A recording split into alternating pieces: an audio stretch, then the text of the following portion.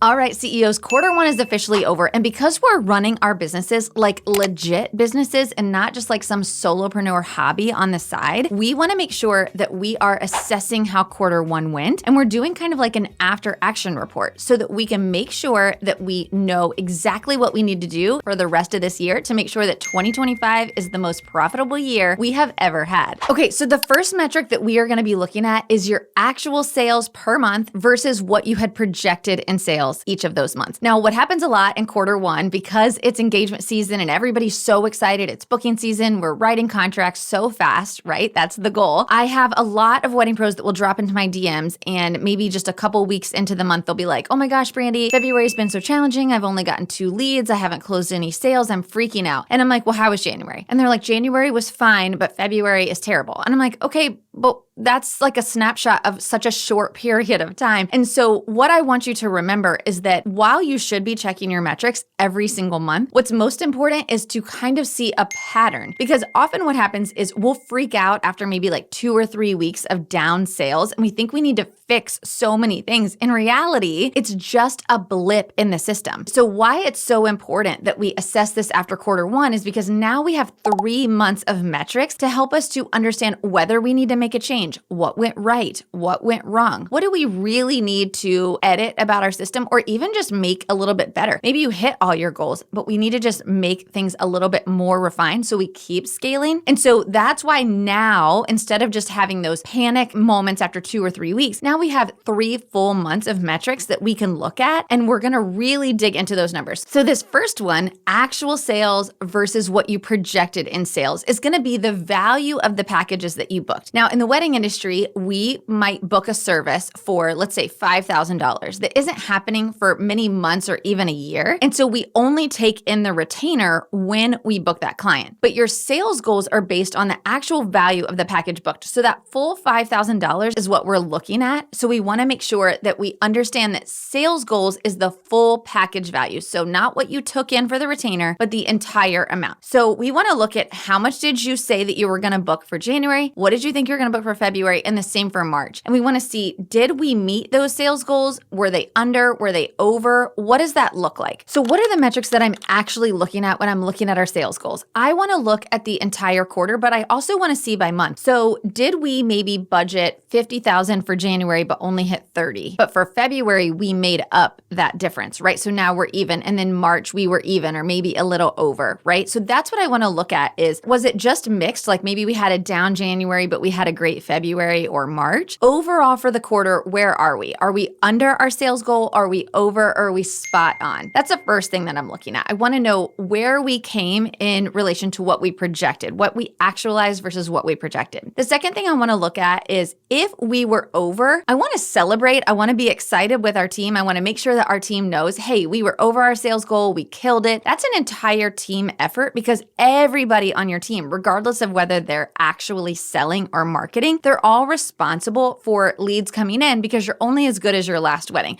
So make sure you share with your entire team, if you have one, how you did on your sales goals, especially if you were over. Now, if I'm over my sales goals or even if I met it, that's exciting and I want to celebrate, but I don't just want to be like, okay, check mark, like let's move on to the next thing. I really want to look at what went right. Like I want to look at, did we get the same number of leads that we thought we were going to get or that we got last year? I always want to compare to the same time period as last year. So I want to look and see, did we get the same number of leads or did we get more leads but book less? So that's something that I want to look at. Or did we get less leads but book more? So always just little things that I want to know about my sales funnel. Compared to the same time period as last year, did I get the same amount of leads or was it different? Was it the same number of bookings or was it different? Because if you've raised your prices, you want to know, okay, well, did I get the same number of bookings or did that decline? But because my prices were higher, my revenue was up, right? These are all the little things that I want to look at. And you guys might be hearing this and think, oh my gosh, Brandy, like this is so much data. You guys, I'm telling you, I do this exercise with my students constantly. We're getting ready to do this exercise together inside of Wedding Pro CEO with our students because this data tells you so much about how you're going to to run the rest of your year so that you make sure that everything in that sales funnel is really running smoothly. Now, if your sales weren't as high as what you expected them to be, then that's where I want you to really look and say, okay, what was different from last year? Again, did I get the same number of leads that I did from last year? Did I get less leads? So now I need to look at marketing, right? If I got less leads coming in, I need to look at marketing and say, what were we doing differently last year that made us get more leads last year than this year? Did we get the same number of leads, but I booked less? So was there something going on? Was I so busy doing client work that I wasn't doing follow-ups? Or this is the same question I would ask your sales team if you have someone else selling. You want to really look and see what made you miss that goal. Don't just look at it and say, oh, we missed by $5,000, not that big a deal, let's move on. No, I want to understand what made us miss the goal so that you can fix it going into quarter two. And then the last thing I want to look at is if we just completely missed the mark, right? Like maybe you had an aggressive goal for this year and you just completely missed it. Like it was way off and you were just like, wow, we were way, way off. I want you to assess that sales funnel, but this is the point where I also want you to look at the rest of your year and think, do I need to reforecast my sales goals for the rest of the year? Because now we have 3 full months under our belt. So if you're listening to this and you are one of those CEOs who was like, I'm going for it in 2025, like I'm putting a 40% markup, I'm putting a 40% growth on my year, like I'm going for it. And maybe you missed that mark quite significantly in quarter one. I want you to consider reforecasting the rest of the year. Maybe you pull your sales goals down for the rest of the year. And that's not because we want to lower our standard or lower our goal, but we're running businesses. So you can keep on a vision board somewhere where you want your sales to be, but to budget the rest of the year, we need to be realistic about what we are able to do. So this is the point where if I've missed the mark for the first quarter, I'm going to adjust what I think the rest of the year should be. And on the flip side, I have many, many students who are like, I forecasted a 20% growth, but we knocked that out of the park. Like we were way, way over. I also am going to encourage them to reforecast up for the rest of the year. And that's again, just because we're running legit businesses and businesses run on numbers that are as closely forecasted as possible. So we want to constantly after each quarter be reforecasting the year. So if you were way up or way down, I want you to consider reforecasting your projection for the rest of the year for your sales goal. If you're feeling like the economy is causing you to constantly get ghosted and need to consistently drop your prices just to get bookings, I have some news for you. It's not the economy, it's your sales strategy, and I'm here to help you fix it. I created a brand new free training where I'm going to share the exact strategy I use and I teach to thousands of wedding pros who have been able to double their wedding bookings in less than 30 days using this strategy. It's called the Assume Method, and if you're not using it, you're leaving thousands of dollars on the table. This isn't just another fluffy course. This is raw, actionable CEO level strategy. Whether you're new, struggling, or ready to hit your next 6 figures, this training will change the game for your business. But don't wait, because the top 1% of wedding pros aren't just good at their craft, they're good at running their business. And if you're ready to join them, I'll see you in the training. So let's move on to number 2. Number 2 is going to be actual revenue versus projected revenue. So this is where that retainer is coming into play, right? So the key metric number 1 was our sales goals, which was the entire value of the project. But key metric number 2 is the actual money that came into our bank account. And this can get kind of confusing because of the 2 different numbers. That's why it's really important. I want you to hear me when I say key metric number 2 is revenue, which means it's the money that hit your bank account. So if you sell a wedding for $5,000 that's next year and you took in a $1,500 retainer, the only amount that we're counting in this key metric number 2 is that $1,500. Now, the really easy way to run this number is to run an actual versus budget from your financial system. Or if you have a bookkeeper, your bookkeeper should be giving you this number. So if you did a budget last year, if you're part of Wedding Pro CEO, you definitely did a budget with us last year. We do budgets with our students every single year inside the program. If you are not part of Wedding Pro CEO, one, I want to invite you to apply to join us inside of Wedding Pro CEO so you can start running your business like a legit business. I would love for you to head over to weddingproceo.com/application and apply to work with us, apply to be part of our team. Our team will jump on a call with you to assess where you are in your business and let you know if we think that we can help you scale. We take our client results very, very seriously. So we only accept students who are ready to 2x their revenue and to really scale their business. So if that's you and you're listening to this and you're like, I need this kind of like support inside inside my business because I want to run this legit business, head over to weddingproceo.com/application, fill out a few questions for us, and grab a time on our calendar to do that gap assessment, and let's get you inside of the program. Okay, so we're gonna run that budget to actual inside of your financial program, your financial software, or get it from your bookkeeper. If you don't have a bookkeeper or a financial software, then really all you're gonna do is you're going to just compare what your actual revenue was. So you can grab a bank statement from your bank for each month. I wanna know exactly how much money went into your bank account each month compared to what you budgeted to go into your bank account every single month, right? And we're looking at the same thing here in key metric number 2 that we did in key metric number 1. Was it up or was it down to what you forecasted? And then based on either one of those, why was it up or down? If it was significantly up, some of the things that I'd be looking at would be, for us, we're a planner and we do percentage-based pricing. So did we have a client that we had under forecasted what their final payment would be? We may have a client who spent way more than we initially thought that they would. And so we got a larger final payment than we had expected. And so that might drive up our revenue in one of those months. It could also be that we booked maybe higher packages than we had expected to book, or our sales were way up. So we took in much larger retainers. So there's lots of reasons that you could have additional revenue coming into your bank, but you want to understand what that was, because when you go to make your budget next year, you want to understand why you had a really large month or a really down month. It's really important to understand this, okay? Now, if that was down, if your revenue was down in the first quarter to what you thought it was going to be, again, I want to look and see, why was it down? Could it be that a wedding canceled and so you were expecting a final payment to come in that didn't? That happens a lot, right? In our industry, more than clients would like to believe that it happens, right? It could also be that your sales were down and so you didn't get as many retainers as you thought that you were going to. Now, just like I encouraged you to reforecast the year based on whether you're significantly up or significantly down, I want you to reforecast your year for revenue as well. Now, this is where this is going to be really, really important, because if you did a budget for the year, which you should have done a budget for the year, if you did that, then you have then based your expenses and your spending off of that budget, right? Off of what you projected to do for this year. So if your revenue is down for the entire first quarter, we may need to reproject the year in revenue and make sure that we're going to cover all the expenses that we've thought we were going to spend. That's going to be really important, because as you're spending throughout the year, you're going to want to know, okay, did I make enough? Do I still think I'm going to make enough for the year? Or are there some expenses I may need to pull back on? And on the flip side, if you're way